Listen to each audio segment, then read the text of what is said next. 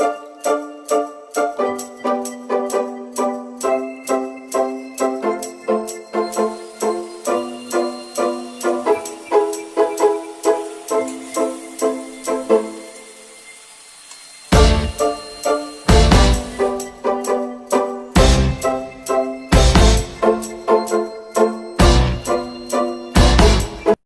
Back to my channel आमी Sangita rainbow kitchen and मस्ती चैनेले सबाइके स्वागत।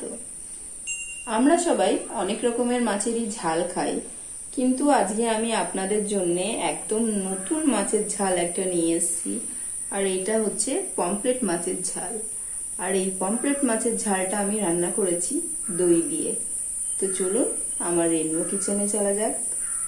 এখানে আমি 4টে পমফ্রেট মাছ নিয়ে নিয়েছি আর মাছটাকে ভালো করে কেটে ধুয়ে নিয়েছি। এই মাছ ভাজার সময় মাছে অল্প পরিমাণে নুন দিতে হয়, তো আমি সামান্য একটুখানি নুন নিয়ে নিয়েছি।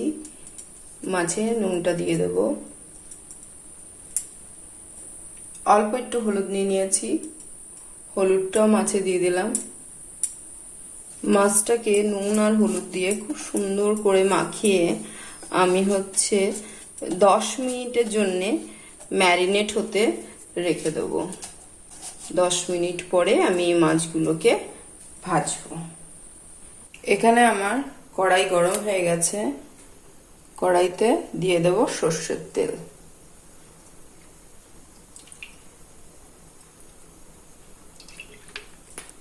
তেলটা খুব সুন্দর গরম হয়ে গেছে। এবার এই গরম তেলের মধ্যে মাছগুলো দিয়ে আমি মাছগুলো ভেজে নেব।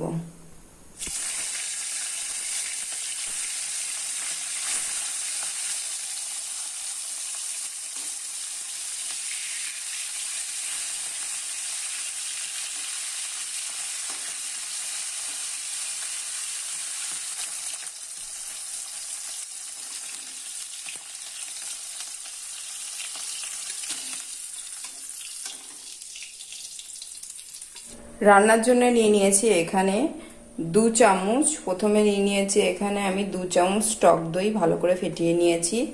তার পাশে আমি নিয়ে নিয়েছি 2 চামচ সাদা সর্ষে বেটে নিয়েছি। আর তার পাশে আছে 2 চামচ পোস্ত, এটাও আমি বেটে নিয়েছি। আর একটা বেশ বড় সাইজের পেঁয়াজ আমি কেটে নিয়েছি। আর 4টে কাঁচা লঙ্কা চিড়ে নিয়েছি। মাছ ভাজা তেলের মধ্যে আমি এবার ছোট চামচের 1 চামচ কালো জিরে ফোড়ন দিয়ে দেবো। এবার কেটে রাখা পেঁয়াজগুলো দিয়ে দিচ্ছি।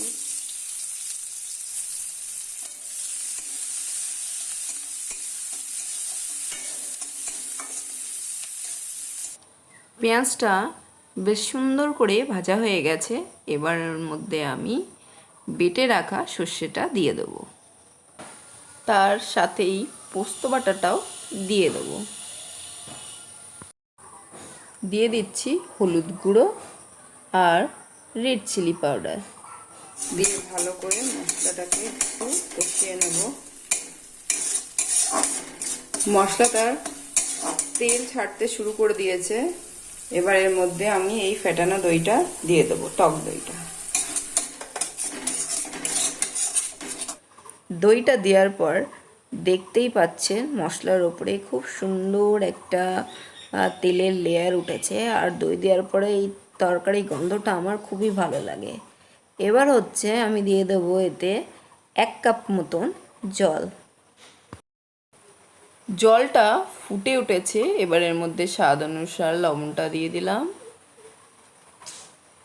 আর চিড়ে রাখা কাঁচা লঙ্কাটাও দিয়ে দেবো। ঝোলের মধ্যে ভেজে রাখা মাছগুলো একে একে দিয়ে দেবো।